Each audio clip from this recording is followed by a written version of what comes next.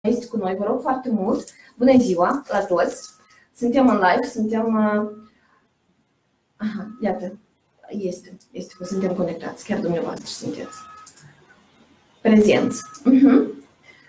Bună ziua! Astăzi discutăm, cum am promis, subiectul controversat, tratamentul dentare la copii și în special de la vârstă de sugar, de la 0 anișori până la 7 ani.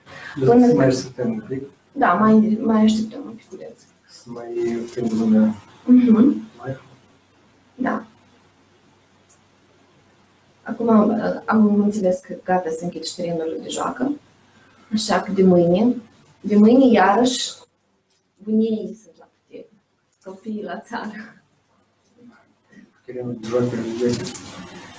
Când văd pericol reprezentat terenul de joacă și nu prezintă transport public sau da, pur și simplu chiar la serviciu să mergi. Adică în principiu poți oriunde asta să o iei. Așa. Mai este cineva? Să avem 13 oameni care sunt cu noi. Deci, într-adevăr, noi până acum discutasem despre faptul că noi nu avem de colaborare între medicul pediatru și medicul stomatolog, din nefericire. Încercăm să schimbăm abordarea aceasta pentru că cândva eram sub noi vraci. Adică medicul stomatolog nu este medic, este pur și simplu gen felcer sau altceva. Deci lucrurile s-au modificat destul de mult. În această direcție, cum am spus, deja avem abordarea asta holistică, interceptivă, când deja tot ce ține de aparatul dentar influențează toate celelalte sisteme și exact același lucru, tot ce ține de celelalte sisteme de organe influențează și aparatul stomatognaat. Când de obicei, spațiul întreb, când de obicei se adresează mama sau părinții se adresează copilul postpartum deja la dumneavoastră? Eu de obicei zic în felul următor. Dacă e tot bine, ne vedem la o lună. Dacă apar careva întrebări pe parcurs, atunci la 2 săptămâni. La 2 săptămâni. Și mai devreme nu are sens pentru că iar și primele 2 săptămâni e perioada de adaptare intrauterin, extrauterin. Atunci noi ne dăm pași fără controle, dăm pași să adapteze.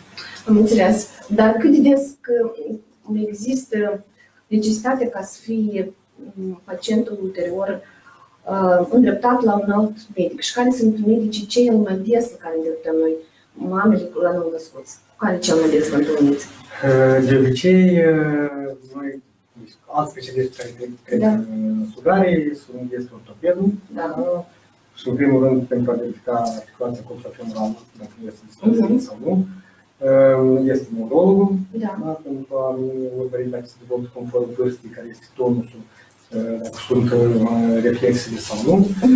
Și un pic mai târziu, poate să meargă și la oftalmolog, dar asta mai aproape de între 6 luni și un an, ca prim control. Cât de des ați întâlnit necesitatea ca să fie copilul ulterior îndreptat la medicul stomatolog? Și care ar fi problemele? Deci, de obicei, cel mai des întreabă părinții atunci când apar carele la copii, sau când se macină dinții. Abia atunci, tocmai în așa fază. Și ne întreabă pe noi, pentru că vin la un control, poate cu altă problemă, și atunci noi îndreptăm pe medicul stomatolog, pentru a verifica acele pete care apar pe dinți, sunt carii, sau macinarea de cauză are loc. Că nu se ajunge calciul sau totuși sunt carii din care și... Am înțeles, dar în privința frenului, pliul ăsta, deci frenul scurt al limbii, cât de des îl întâlniți dumneavoastră în practică? Pentru că noi, cum v-am spus și anterior de live, discutând, întâlnim foarte des problema asta că frenul scurt al limbii nu este operat la timp și părinții deja ajung chiar în fază destul de tardive. Cine ar trebui totuși să acorde atenție? Când nu este verificat? Când părinții aveți așa momente, când părinții se plâng pe faptul că copilul adaugă puțin în greutate sau faptul că mama are permanent escare, are permanent probleme cu sânii din cauza. Da, deci eventual noi putem să observăm, de exemplu, când lucrăm în maternitate, și la un control al copilului, în momentul în care plânge, observăm că totuși frenul este destul de scurt și necesită intervenții. De câteva ori am făcut-o chiar eu personal, după care totuși s-a decis că era o maternitate privată, s-a decis că asta nu ar trebui să o facă neonatolog și să meargă fie la chirurg, fie la stomatolog. Deci așa erau condițiile. Ulterior, părinții mai des observă acest lucru, sau acum, să spunem, vin cu indicații la medicul de familie, da? Medicul de familie a observat și atunci se întreabă și pe noi când vin la control, ne întreabă să ne uităm, să vedem dacă este într-adevăr scurt, dacă necesită intervenții. Mai apoi, deja, mai apar întrebări atunci cu copilul suge sânul, da, sau un țocăit. Exact. Și atunci, țocăitul ăsta poate fi și fiziologic, nu având nicio problemă cu acest fren lingval, dar poate fi și din cauza unui fren scurt. Adausul, apucarea greșită a mamelonului, la fel, ne induce să verificăm acest fren. Cât de des întâlniți patologii de stomatită în practică? Cel mai des în primul an de viață noi vorbim despre candidoză bucală. Da? Pentru că din cauza că mamele totuși au igiena asta, eu am impresia că mamele au devenit, sunt două categorii de mame. Bine, nu vorbim de trei care este tot ok și totul este ideal. Care sunt prea săgunicioase și pedante și care tot dezinfectează de la și până la. Asta tot este o problemă, pentru că, mă rog, provocăm o anumită, hai să spunem așa, deci există o microforă benefică pentru copil. Și există două categorii care spune că copilul trebuie să, nu știu, știți, spune primul copil a avut grijă, la doilea copil așa și așa, de-al treilea măcar cu pisică dintr-o farfurie. Cam asta este. Da, din ce am observat, de obicei apare candidoza bucală, apare în primul rând din cauza dereglării florii bacteriene din cavitatea bucală, da? Iarăși apare și mai probabil în momentul sugerii de pe mamelon, corect. Noi știm că candida este ciuperca care iubește să crească unde este întuneric și unde este foarte umid și atunci cavitatea bucală este locul perfect pentru apariția acestei candidoze. Așa, din mituri, da? Mamele tratează cu sodă de mâncare, bun, noi știm că deja nu mai când este o candidoză bucală, da, așa, destul de soda de mâncare, din păcate, nu o să mai. Și nici vitamina B12 nu o să mai. Atunci noi, neavând la moment, poate apărut, nu știu exact, dar neavând la un moment o soluție antimicotică, o soluție antimicotică în formă orală, adică în formă de suspensie, să zicem, atunci eu te recomand antimicoticul. Probioticele, nu? Nu. La nivel de tract gastrointestinal, per general, nu? Dacă vorbim de candidoză, n-am indicat până acum. Eu mai mult indic un tratament prin prelucrare locală și deoarece noi nu știm exact această candidă la ce este rezistentă, da? Pentru că au avut cazuri când este rezistentă și la nistatină și la fluconazol. Atunci trebuia să luăm itraconazol, să prelucrăm cavitatea bucală. Atunci eu fac în felul următor. Recomand mamelor să prelucreze de 2 ori pe zi. Da? În prima jumătate a zilei să iau pastilul de nistatină, care fie pisată foarte bine, țelvat cu 2 ml de soluție fiziologică și condensator prelucrează cavitatea bucală. Și la 2 jumătate a zilei, fluconazol în capsule, se deschide capsula, iar și dependență de vârstă, ori jumătate de capsulă, chiar o capsulă întreagă. De 50 de mg. De 50 de mg, da. Și timp de 7 zile. În același timp, întotdeauna întrebăm, eu întreb mama, da? În care este starea gurguiului. Pentru că sunt foarte multe cazuri când avem și candidoza mamelonului și a gurguiului. Exact, sau chiar avem fisurile. În fisurile cele, exact același lucru. Noi tot spunem că trebuie să lucrăm. Pentru că dacă mama nu o să prelucreze și ea gurguiul și mamelonul cu cremă antimicotică, atunci noi o să tratăm copilul și în scurt timp o să reapară. Da, exact, recurentă. Deci, despre cum facem lucrurile în practica noastră stomatologică. În primul rând, când indicăm noi prima vizită la medicul stomatolog. Prima vizită la medicul stomatolog există obligatorie în cazul în care deja sunt anumite asimetrii faciale, deja predispuse, deja la ultrasonografie, dacă se văd, da, dehiscențe de palat, de buză. În cazul în care există niște abateri serioase la mamă și la tată, atunci la sigur că indicăm în prima perioadă de 6 luni de zile ca să fie vizită la medicul stomatolog, în special medicul chirurg oromaxilofacial. Când mai este indicat? Este indicat atunci, pentru prima dată, dacă totul bine, atunci indicăm când erup primii dentișori de lapte. De obicei sunt incisivii de jos, incisivii de la mandibulă. Și la indicațiile deja medicului, cum am spus, frenul limbii. De obicei, părinții, mamele care sunt conștiente de la noi din clinică, ele știu, spre exemplu, că eu postpartum trebuie neapărat să-mi vin să fac, să-și facă detatajul, curățirea necesară, dacă nu au reușit în ultimul trimestru de sarcină sau, da? Pentru că oricum există un contact foarte serios între mamă și copil. Chiar și între tată și copil, adică este ecosistemul ăsta familial, fără de care nu putem. Și atunci invităm și chiar le spun, pentru că întâlnesc foarte des în practică, de asta și-am întrebat, cât de des întâlniți frenul scurt al limbii, pentru că eu îl întâlnesc foarte des. Îl întâlnesc în practică zilnic, cu toate că este o clinică privată, și îl întâlnesc din nefericire și îmi pun întrebarea din ce cauză atât de târziu noi îl întâlnim. Când copilul deja manifestă defect de vorbire, când începe a întreba despre antecedentele, cum a fost, cum a crescut copilul. Păi da, am avut așa că nu am greutate. Am avut că nu știu cum. Și atunci întrebi, bine, cineva s-a uitat, cineva a văzut, nimeni, chiar nu am acordat. Deci, pentru mame, primul lucru ce facem, vă rog foarte mult, vreți ca copilul dumneavoastră să-și spele dințișorii și să nu aibă reflexul ăsta de vomă, înseamnă că din start trebuie copilul permanent verificat. Mama trebuie, prima igienă bucală care are loc, ea trebuie să aibă loc cu tifonașul steril, într-o soluție, pur și simplu soluție fiziologică. Ștergeți gingiile, obișnuiți cu copilul să aibă ceva în cavitate orală. Atunci copilul foarte repede o să adapteze și la spălatul dințișorilor simplu cu periuța de dinți. O să fie foarte ușor de... Adică îl treci, el deja este obișnuit cu chestia asta. Noi chiar recomandăm.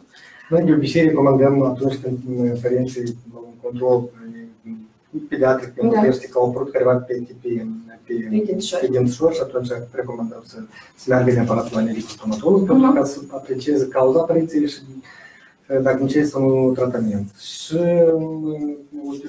neapărat dacă se macină dinții, da? Iarăși să vadă cauza acestei macinări. Câteodată e prea târziu. Totuși faza ca măcar în prima jumătate de an de zile să-l vadă medicul stomatolog pentru prima oară, pentru că dințișorii de lapte, în special când apar, hai să spunem, perechea, incisivii de jos și incisivii de sus, deja noi putem să ne dăm seama despre care o rezistență smalțului dentar. Și atunci putem să venim cu anumite indicații. Indicațiile de care tip sunt? Una, că sunt pe bază de igienă. Doi, poate trebuie de inclus anumite gen paste, da? Sau gen... De obicei, noi în clinică recomandăm tufmusul pentru copiii care au rezistență vădită a smalțului, da? El este mai opac, parcă vine mai albăstrui, adică asta înseamnă că la nivel de genetic el este mult mai firav. Și este în cazul în care este și pH-ul acid, oricum vrei, nu vrei, sunt carbohidrații ăștia și logic apare și într-adevăr apar chestia asta de smalț măcinat, da? Când parcă este cretos, parcă este cu niște lacune. Deja asta este faza în care medicul stomatolog trebuie deja să intre în faza de tratament. Vorbim de faza de prevenire, dacă vreți să preveniți, înseamnă că au apărut primii dinți. Bine, hai că nu cei de jos, adică inferiorii, dar măcar sus, jos, vizita la medicul stomatolog. Important, medicul stomatolog ca și medicul pediatru nu se modifică. Deci cei care realiză... Noi știm că copiii în primii 6 luni deci suferă foarte des de reflux gastroesofagal, care o să mărească iarăși pH-ul.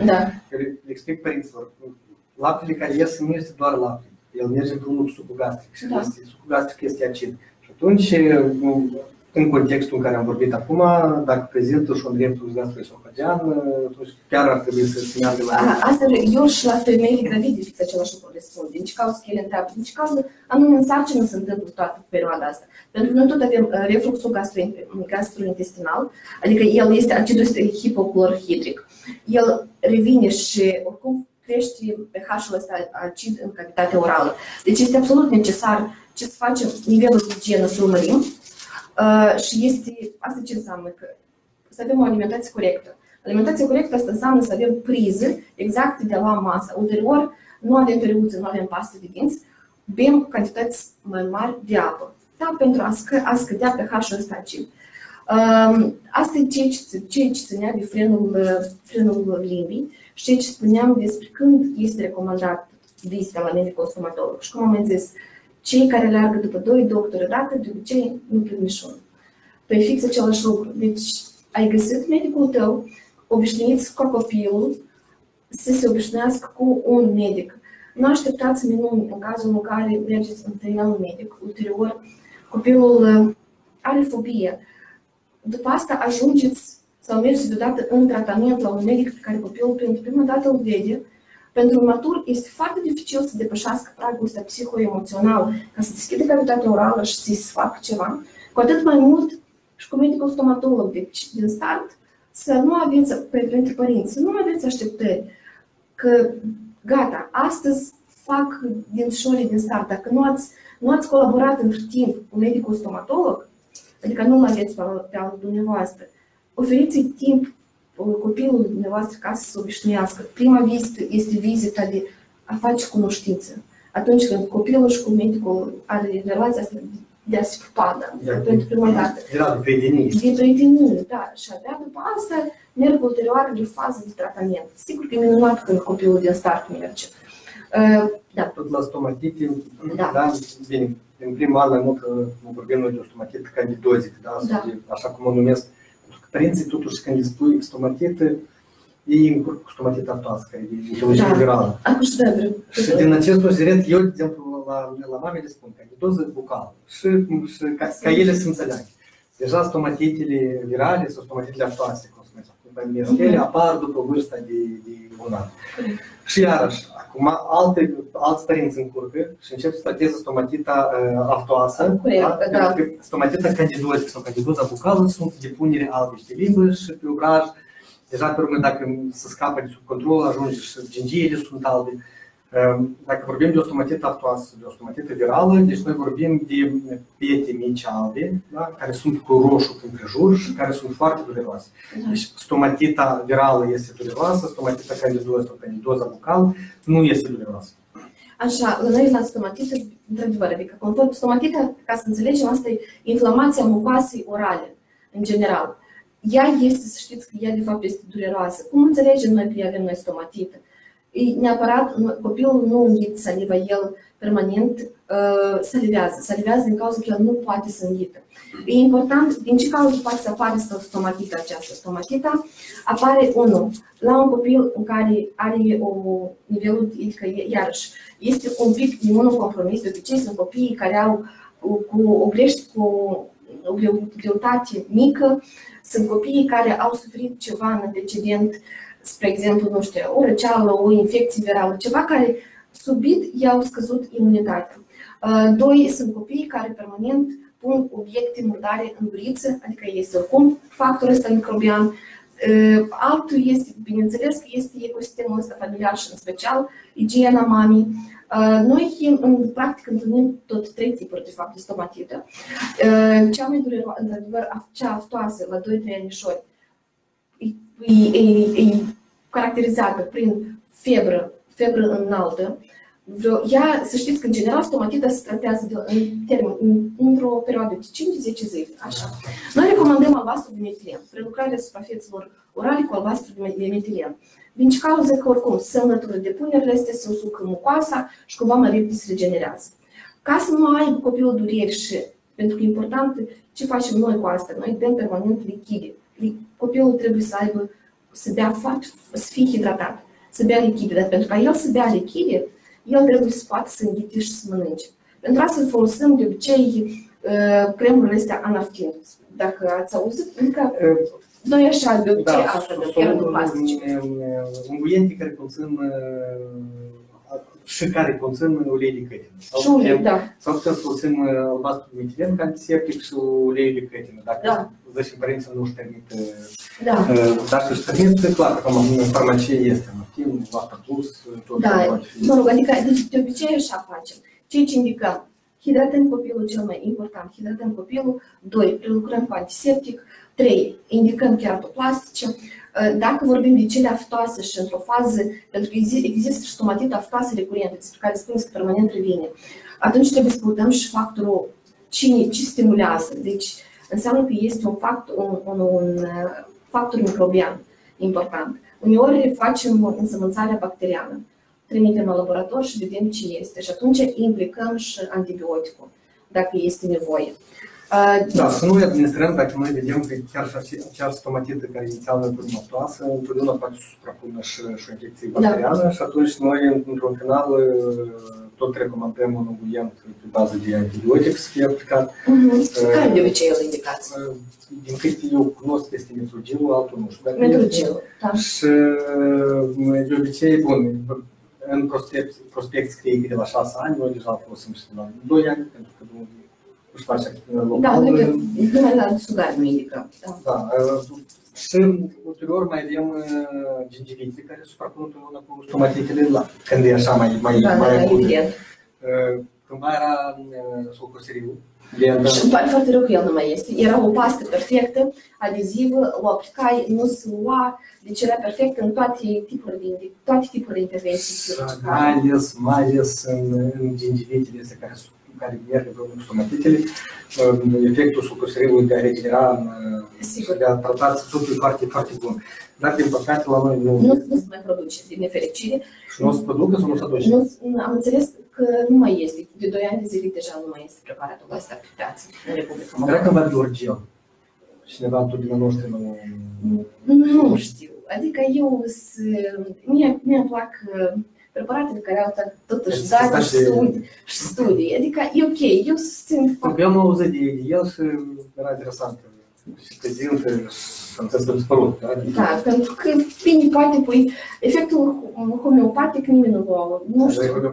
Da, dar vă rog, asta este. Despre stomatite cu erupție dentară. Cât de des mamele sunt panicate, vin panicate că nu ies dinții, au ieșit prea devreme, au ieșit prea târziu. Cât de des întâlniți problema asta? Da, deci problema asta cred că cel mai des o întâlnim, pentru că mamele cumva se așteaptă că la 6 luni dinții să iasă. Să iasă, da. Eu, de exemplu, le spun, acum cu dinții e bardac, poate să iasă mai devreme, poate să iasă și mai târziu. Eu am avut, în practica mea, 2 nou născuți cu dintele deja născut. Da. Și în cazul ăsta noi recomandăm să fie scos pe bine și poate să inhaleze cel mai des.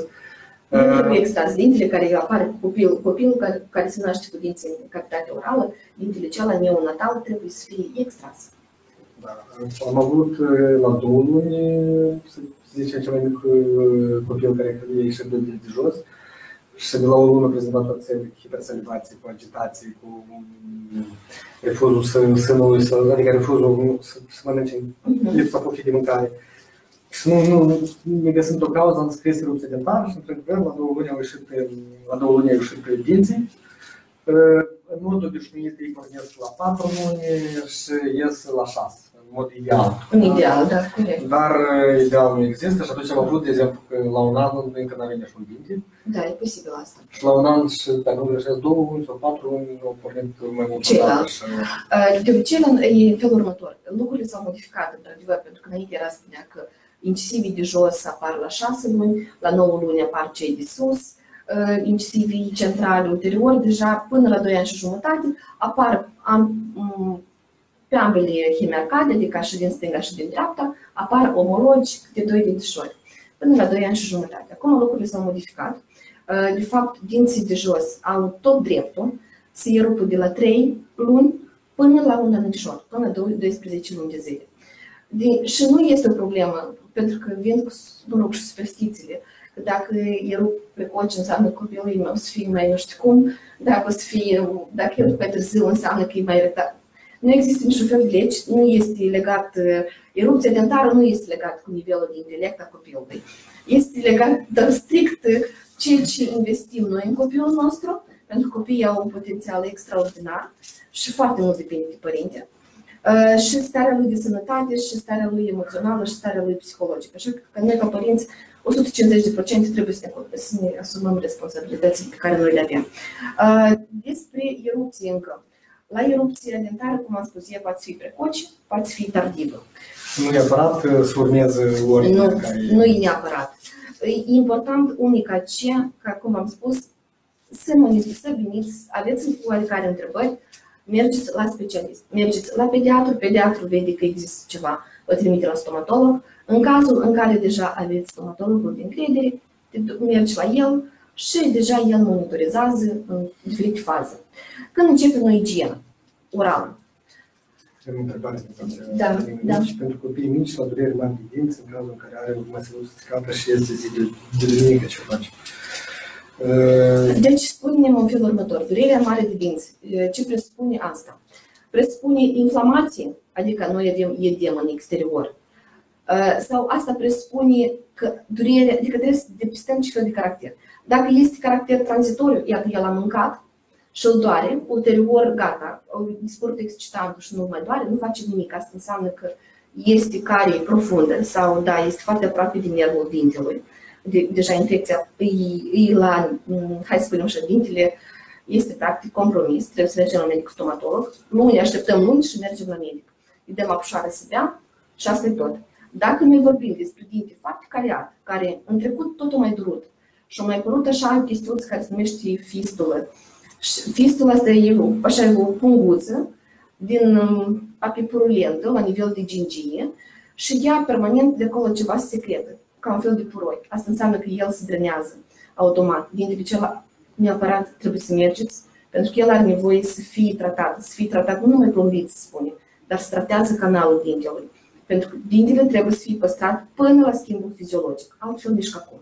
Dacă noi vorbim de boală acută, în cazul în care noi nu avem fistulă și copilul deja plânge și o durere continuă, care nu cu nimic nu luăm, sigur că mergem la antiinflamatoarele, ibuprofen și paracetamol. Iar depinde de vârsta copilului, spasmulicii le ajută? Nu ajută, la durere dentară nu ajută.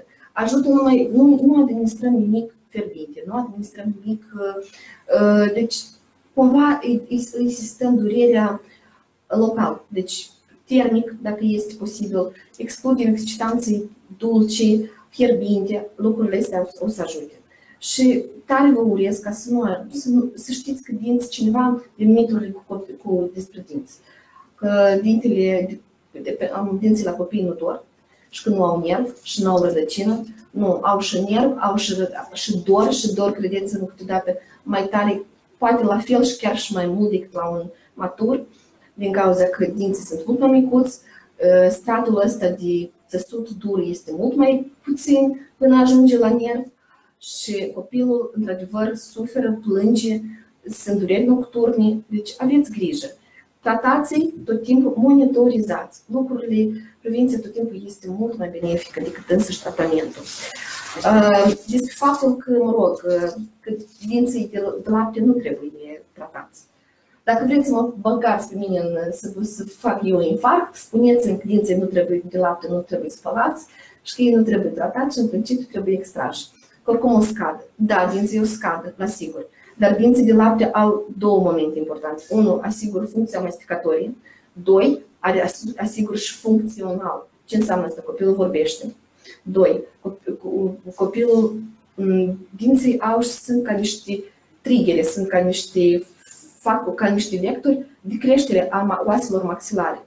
Noi extragem dintele acela precoce, acolo se formează un sector de osteoscleroză, medical vorbind, adică se osifică.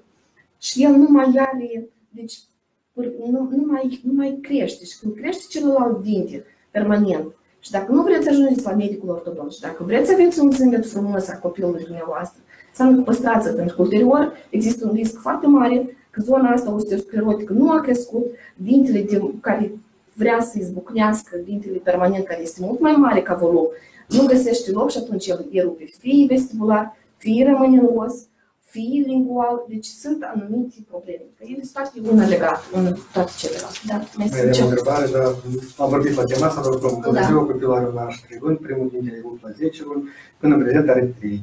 Este un dinte la 2 luni. Perfect. Okay? Da. E ok, tot e foarte bine. Eu, un copil foarte sunt, e bravo. Despre... Tot la discuții, așa se discuții, chiar și între pediatre și stomatologi, care este febra la maxim cât poate să zici în erupție dentară la copii? Febra de foarte bună întrebare și asta chiar merită de discutat. Deci febra în erupție dentară nu poate să depășească mai mult de 38,5. Da, eu le spun așa, maxim, deci mai mult de 31 nu se ridică în mod obligatoriu. Niciodată. Foarte mult depinde și cât dinți rup odată. Da? Cât de avansat. Avansat și că sunt copii, într-adevăr, că îi rupi 4 dinți odată. Vă dați seama că dați 4 dinți odată, acolo imunitatea, într-adevăr, are nevoie de o forță și organismul chiar are nevoie de o restructurizare mult mai avansată decât pentru o singură dinte. Despre chestia, iată, un lucru foarte important despre erupția dinților, anume dificilă. Când avem febră, când un copil manifestă anumite, din ce cauză medicii pediatri îndreaptă la medicul orelist mult mai des decât la medicul stomatolog. Nu știu, de ce? Nu știu, adică chiar mi era interesant, din ce cauză se confundă erupția dentară cu otitile. Când în otit, într-adevăr, copilul prezintă febră, iată așa, e febră deodată, e 39, 40.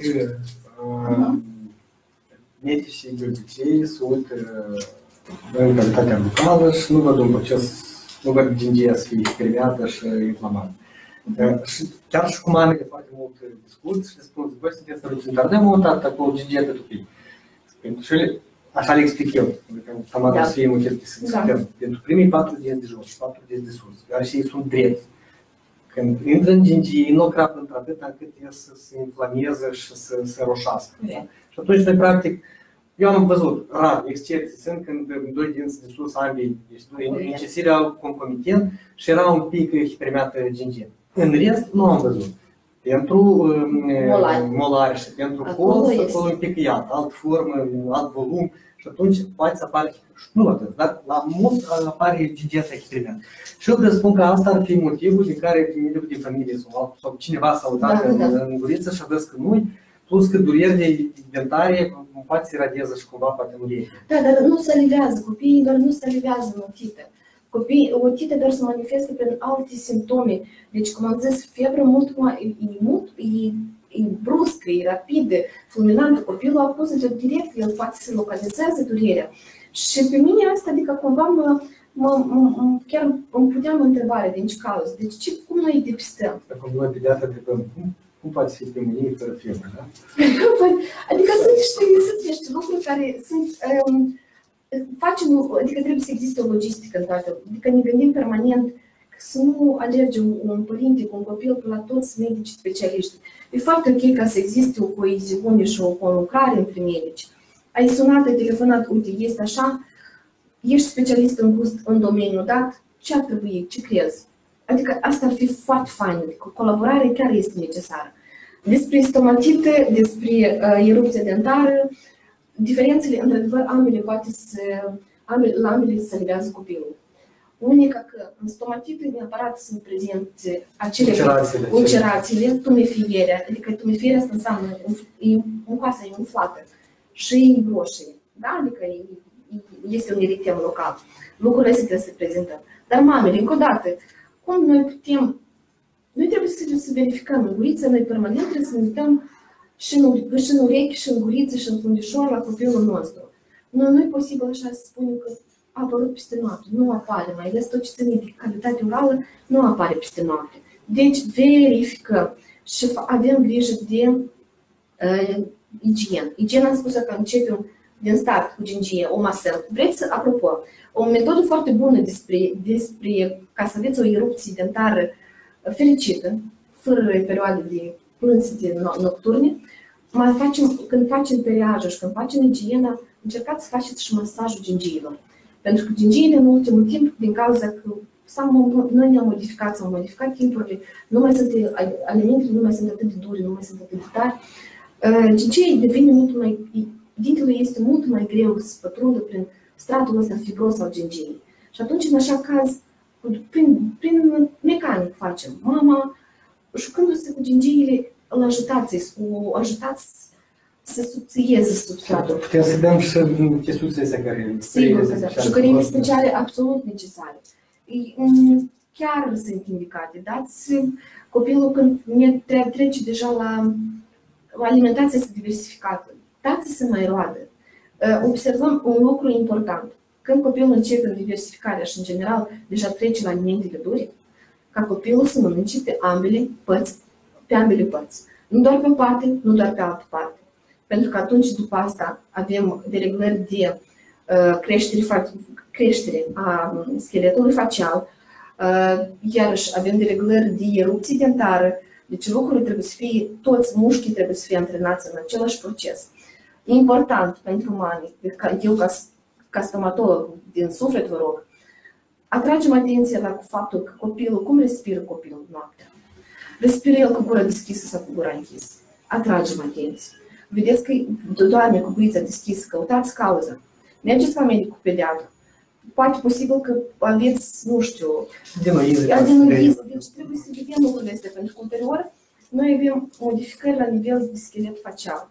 Și cum am spus, de foarte multe ori putem să ajungem și la chirurgul oromaxilofacial pentru a face operații de corecție a acestor schelete. Am mai avut și cazuri când mama credea că copilul face candidoză bucală, da? Avea depunerea albei pe obraj, pe ambii obraji. Și tot trata, ca într-un final îi spun, voi trebuie să mergeți la ortodont, pentru că asta nu este candidoză, da? Dar din cauza mușcăturii greșite, copilul își traumează permanent obrajul.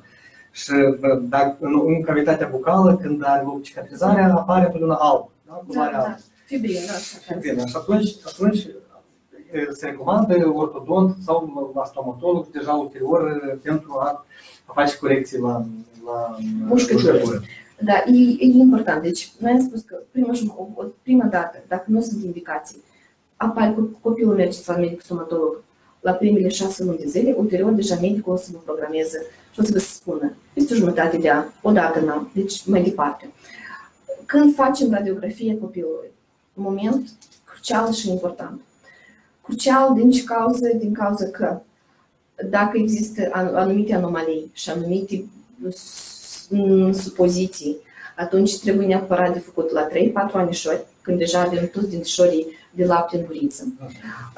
Ulterior, dacă avem iarăși procese cronice, multe, infecțioase, am în vedere, da? Dintișori distruși în guriță, neapărat facem radiografii, pentru care scopul ca să vedem dacă nu este afectat unul nervul dintelui de lapte sau mai rău, sau mai strașnic, dacă acest proces infecțios nu a ajuns la mugurile dentar a dintelui permanent deja. Da? Adică dintișorii, ca să înțelegem, sub cei de lapte se formează cei permanenți. Da? Și atunci infecția câteodată erodează, pentru că ei sunt într-o capsulă.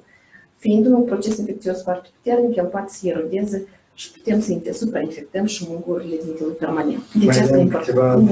Roxana spune că copilul are carii, nu se plânge de durere de dinți, dacă poate am analizat la stomatolog până se mai trece pandemia, vârsta copilului de 6 ani jumătate. Are carie, da? Are carie, dar nu deranjează, nu plânge. Am înțeles. Oricum, nu este urgent, dar trebuie să tratați până, pentru că, cum am spus, el nu e ca dintele deci dinții la copii nu sunt ca dinții la cei maturi. Stratul ăsta de țesut dentar este mult mai slab. Și atunci, uneori, carie devine fulminantă. Ce înseamnă carie fulminantă? Carie acută, care erodează și ajunge până la nerv. Și atunci, dacă ajungem la nerv, este un păcat mare să pierdem dintele la 6 ani. Katea ne întreabă cum spălăm dințișorii la copii la 1 an și 4 luni. Avem 8 dințișori, ce fel de pastă de dinți folosim? Felicitări, un dințișor, bravo! Pasta de dinți fără flori, unul la mână, periuța trebuie să fie cu moi. Dacă aveți, periuță, la 8 dințișori, deja trecem la periuță. Dacă avem mai puțin dințișori, cum ar fi 4-6 dințișori, de-abia au erupt. Atunci este periuța pe degetar, este periuța asta siliconică, care fără pastă de dinți pur și simplu speriază mecanic. Adică noi îndepărtăm resturile mecanice de pe suprafața dintelui. Dar acum, cum am spus, pasta de dinți fără fluor, nu am anumite preferințe. Care vă place, care este bugetul același. Periuța de dinți să fie moale. E important asta. Dimineața și seara spălăm. Despre cauzele dinților, din ce cauze dinții se cariază la copii. Sunt mai multe, într-adevăr, sunt mai mulți factori. Primul factor, cum am spus, este despre cariorezistență. Noi toți avem o cariorezistență diferită. Al doilea este pH-ul acid. pH-ul acid din cauza alimentelor pe care noi le întrebuințăm. Și iarăși nu contează, nu poți spui unui copil cu dintele să stricat că mănâncă prea mult dulce sau că nu speli dinții sau că alte lucruri. Nu, asta este și din cauza că nu ți-ai spălat dințișorii, da? Și din cauza că posibil că, într-adevăr, nu există o regulă, adică un regim alimentar corect la copil. Copilul trebuie să mănânce dulce. Știți, copiii doar permanent chiar ca un fel de comă hipoglicemică. Ei au necesitate. Ei au necesitate în energie și în energie noi luăm doar din glucide. Corect, dacă nu sunt glucide, atunci organismul nostru o să ia energie din lipide și atunci o să avem așa numitul miros de acetonă din guriță. Asta e, adică e ok să dăm dulce la copii. E important cum noi dăm asta. În ce formă? Pentru că dacă îi dăm toată ziua și el toată ziua mănâncă, azi un biscuit, mâine o bombonică și nu știu cum, noi permanent menținem, se primește că noi microflora asta patogenă îi dăm permanent hrană. Pentru că sigur contează. Adică bacteriile astea sintetizează, digerând carbohidrații, sintetizează acizi. Acizii atac foarte brutal suprafața numii smalțul dentar, adică țesutul de aceste duri. Și atunci se formează asta și se începe să formează care. Deci ce facem? Mâncăm la anumite ori, după ce dăm dulce la un copil, dați-i apă, nu apă carbogazoasă, dar apă simplă, dăm alimente duri pentru a face periajul mecanic, adică mere, morcov, lucruri de așa gen, și deja însăși propriu-zis igienă. Spălăm dinții. Adică lucrurile sunt standardizate. Katea ne întreabă dacă nu are nimic, dacă copilul să ghete puțin pastă de dinți, pentru că ei nu știu asculta. Și noi când ne spălăm pe dinți, o parte din pasta asta cu apă nimerește. Noi nu înghețăm ca să dăm seama, dar ei nimerește în stomac. De asta și-am spus că nu trebuie să fie florul ăsta. Dar și când eram mici, mai mâncam și mai mâncam așa, mai ales, da, apa fresh, când a vrut pentru prima dată și colorat în toate formele, da, le-aș discuta. Nu este o problemă ca să ingerează. Important cantitatea și contează, iarăși, conține flor, nu conține flor. Asta este ideea. Spălăm și limba, vă rog. Nu numai dinții se spală la copii, dar se spală și limba. Și maturii trebuie să spălăm, adică spălăm limba. Despre tratamentele, cum am spus, despre tipuri de dureri. Dacă nu doare, asta nu înseamnă că copilul nu are carii. Mergem și vedem. Cariile sunt niște pete, ele nu neapărat să fie maronii. Sau negre. Cariile se numesc carie cronică. Sunt cariile acute. Cariile acute, cum ele se prezintă? Cum am spus, sunt niște pete cretoase. Chiar pe toți dințișorii. Și în special la nivelul coletului, adică la nivelul gâtului. Unde este gingie, între gingie și marginea incizală. Acolo se vede așa ca un fel de liniuță albă, mai albă decât suprafața lucioasă a dintelui. Dacă dintele nu e lucios, asta înseamnă că gata, se începe să măcina, ceea ce numim noi procedura asta de măcinare. Da, se fac foarte multe proceduri de florizare. Medicul hotărăște ce trebuie de făcut. Nu facem proceduri acasă. Procurăm diferite paste, încep a face florizare, ajung după asta. O crescut enorm, bine, adică după ultimele date, fluoroza chiar a ajuns deja și în zonele care nu erau endemice. Adică chiar în Chișinău deja avem fluoroză și fluoroza asta a apărut la dinții permanenți. A apărut din cauza că nu mai este controlat procesul ăsta de fluorizare.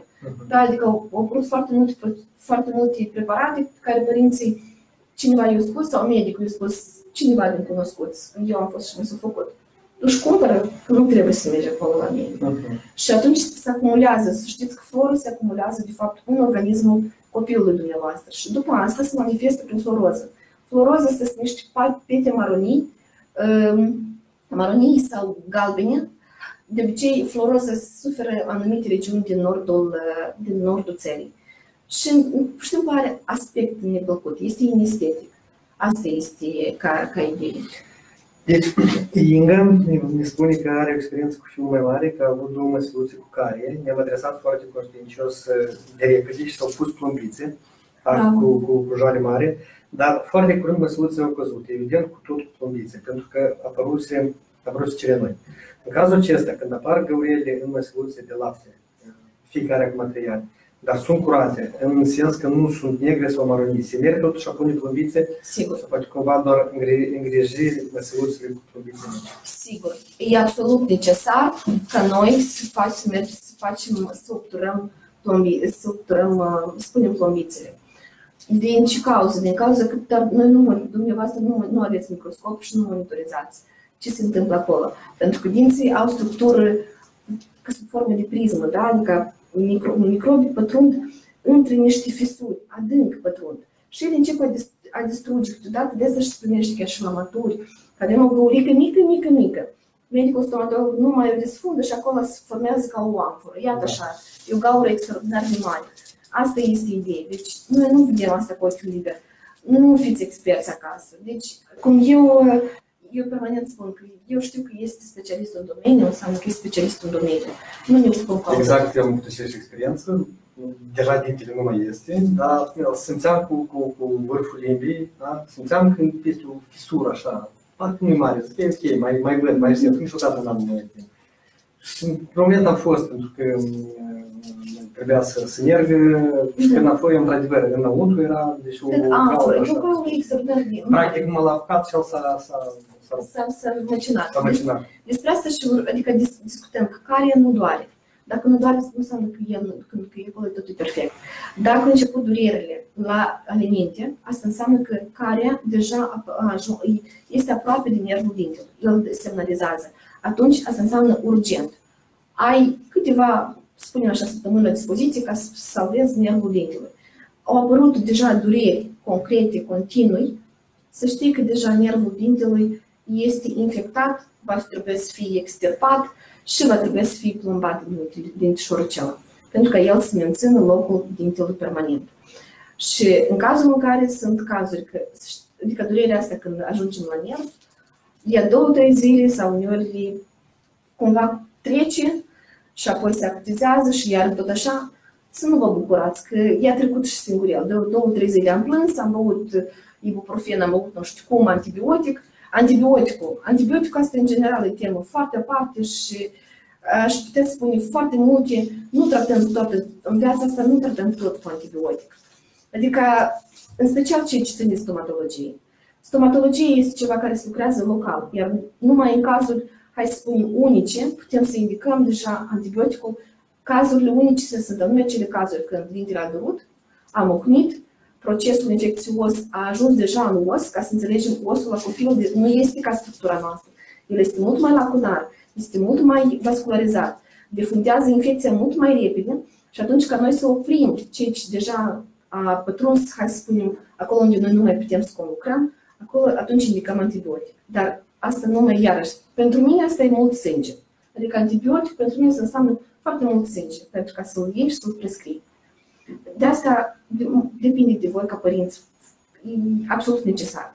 Sunt patologii rare, cum ar fi inflamația glandelor salivare, limfadenopatie, adică când se inflamează ganglionii limfatici. Lucrurile este iarăși, mergeți la medicul pediatru, pentru că logic prin lucru ce ți vine în cap, trebuie să mergi și să vezi ce este. Dar să știți că tot ce apare în regiunea cap și gât, și posibil că legați totuși ceva cu dințișorii, mergem și la medicul stomatolog. Da, scurtă în cale. Neapărat, mama trebuie inclusiv și medicul pediatru să spună că câteva zile în urmă ne-a durut dinții sau câteva zile în urmă am fost la un stomatolog. Da. Și atunci și medicul pediatru e mai ușor să găsească cauza și să discută. Asta tot e foarte important, pentru că pur și simplu spui că a durut, haideți să oferiți informații foarte ample când veniți la medic. Indiferent că ești medic stomatolog sau că ești medicul generalist, nu contează. Oferiți date exacte. Cum a durut, tipul, caracterul, când a început, cum a fost, ce mai suferă copilul. Pentru că pe mine mă doare sufletul când eu aud că, dar știți, au avut o formă de alergie, dar de la ce? Nu știu. Și responsabilitatea, de fapt, nu este doar adică al medicului, pentru că veniți la medic pentru o oră, spre exemplu. Să repartizăm responsabilitatea între părinți și medic. Asta este corect. Asta este o abordare responsabilă. Hai să spunem și așa. Ce părere aveți în general despre sedare și de anestezie generală? Atunci când părinții mă întreabă dacă este nevoie și dacă e bine pentru copil sau nu, eu le răspund în felul următor. În primul rând, medicul stomatolog decide și dacă medicul stomatolog a decis că trebuie de reparat sau trebuie de reparat acest dinte sau dinții și deoarece copilul noastră nu stă și nu o să stea, atunci se dea. Cu sedarea generală, vreau să spun așa la părinți, dacă este o problemă, nu neapărat să fie legată de stomatologie, dacă este o problemă care pune pericol sănătatea copilului sau viața copilului, cu atât mai mult, deci facem chiar și mergem la anestezie generală, nici nu se discută. Atunci când avem niște probleme care ar putea fi amânate, da? Nu este acum urgent să zicem să intervenim într-o hernie umbilicală care e micuță și nu. Mai târziu, lăsăm pe mai târziu. Dar în stomatologie, dacă într-adevăr este o problemă care trebuie soluționată acum, dacă acum nu o să fie soluționată, o să ducă peste o lună, nu mai mult, să zicem, problema o să agraveze și atunci posibil să nu ajute deja nimic, atunci eu sunt pentru a face și anestezie generală.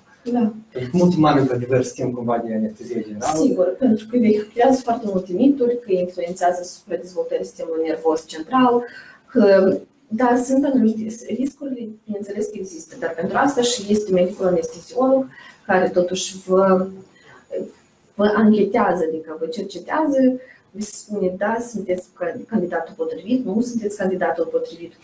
Varianta cu sedarea cu protoxidul de azot este o variantă foarte bună, dar ea și ea asta e inhalatorie? Inhalatorie, da. În Republica Moldova, până când ea nu este atât de larg răspândită cum este în Statele Unite sau în Rusia sau în România, că acum, într-adevăr, este o avalanșă în domeniul dat. Da, ea este foarte utilă. Este utilă pentru doar cazurile pacienților fricoși. Asta este ideea. Dar trebuie să avem în calcul că este indicată doar pentru copiii care au patologii neurologice. Da? Adică pentru că uneori poate chiar contrar. Vrem să o liniștim și câteodată se suprață. Rezultatul invers. Da, este rezultatul invers. Adică da, el există, dar este un procent foarte, foarte mic și trebuie lucrurile să fie conștienți. Nu ajungeți la anestezie generală, mergeți treptat, găsiți-vă medicul cu care să lucrați. În general, trebuie cumva să schimbăm mindset-ul la noi ca părinți. Adică să ne eficientizăm în timp. Pentru că ceea ce ne se rezolvă tu astăzi, să știi că ulterior ai să-ți ia triplu sau dublu timp și nervi și bani pentru a le soluționa. Deci toate lucrurile se fac încet și treptat. Da? Ca mesaj de final, prima adresare la medicul stomatolog ar fi atunci când apar primii 4 dinți. Da. Pentru ca medicul stomatolog să observe care este calitatea acestor dinți, pentru că și următorul o să preia aceeași calitate și am. În dependență de asta, deja medicul stomatolog de start o să spună când trebuie să veniți următoarea dată, da? Dacă sunt careva probleme cu acestea 4 dinți, calitatea nu este atât de bună, atunci deja ne implicăm din start. Măcar știm, măcar deja facem ca un fel de previzualizare a viitorului și intervenim la timp. Dacă dinții sunt mai albăstrui decât alb, atunci ele sunt mai transparenți, hai să spunem, da, ei vin albastru. Trebuie să adresăm un stomatolog. Dacă apar pete maronii negre sau pete albe la rădăcina dintelui, la coletul dintelui, e absolut necesar. Neapărat mergeți la medicul stomatolog. Cu stomatitele ne-am înțeles, cu frenul scurt al limbii. Sper că, dacă sunt întrebări, poate sunt alte întrebări de la dumneavoastră, cu drag noi răspundem. Cu radiografiile, ați înțeles, deci frică nu există, dar este necesar. Când facem neapărat radiografie, asta este atunci când este schimbul fiziologic. Primul dinte care apare în cavitatea orală este la 6-7 anișori. se numește primul molar, este molarul de jos. Avem grijă. Din ce cauză spun că avem grijă? Pentru că există procedură de sigilare. Ce înseamnă asta? Aceștia sunt dinții pe care noi și filogenetic îi pierdem foarte devreme. Din cauza că ei apar foarte devreme în cavitatea orală, primesc haideți să spunem, o încărcătură și a microflorii patogene, din cauza că igiena e destul de proastă, copilul încă nu este, încă nu are obiceiurile bine formate. 2. Încă nu sunt formate, acest molar are o suprafață ocluzală, adică acolo suprafața asta pe care noi mâncăm, ea este foarte reliefată, este un dinte foarte frumos. Dar tot ce presupune frumos, asta înseamnă că în adânc sunt acele fisuri. Și anume acolo noi difundăm foarte repede, se difundează infecția. Ce facem noi ca stomatolog ca să oprim? Și slavă Domnului că trăim în secolul 21 și au apărut preparate care deja noi, făcând, putem să prevenim caria și pierderea acestui dinte, în general a molarilor, prin procedura de sigilare de fisuri. Este o investiție foarte, foarte ieftină în termen lung. Dacă vreți să ajungeți cu copiii care la 30 de ani să nu aibă nevoie de tratamente scumpe ortodontice, implantologice și altceva, investiți din start în sănătatea danturii. Pentru că să nu ajungem și noi așa, cum spun, și pe mine tata nu mă dus, și pe mine mama nu mă dus. Adică să nu căutăm vinovieți ulterior. Pe timpul liceului nu cunoșteam atâta cât deja să mai noi de să suntem foarte norocoși. Adică la sigilarea de fisuri, recomand, cum apare din șole în guriță, neapărat să mergeți la medicul stomatolog. Aveți 2-3 luni de zile, hai să spunem așa, că el, când se poate de făcut procedura asta, el doar se curăță din șorul acela și un material fluid se acoperă aceste fisuri. Și astfel, microflora asta patologică nu difundează în fisurile astea. Îl protejăm, dar este pe foarte puțin timp. Pentru că dacă deja avem acolo, deja trebuie să băgăm expresia stomatologică, să băgăm freza în dinți. Și asta e... Igiena, spălatul dinților, deci se începe când avem deja 8 dinți, da, așa am înțeles corect, folosim o pastă fără fluor, până la folosi periuța trebuie să fie moale, până la este 8 dinți, restul care avem cu perie specială. Cu periuța specială, bine, chiar dacă nu se găsește periuța, să se facă și periuța asta moale, fără pastă de dinți, da, elementar, ca să noi să o utilizăm. Și, mă rog, succes mari, aveți grijă. Și ne mai auzim. Ne mai auzim, sigur că da. Succes mult, da, nu avem întrebări, dar acolo să răspundem tot ok. Da. Bine, pa, pa. Aha. Închide transmisiunea. Așa. Închide.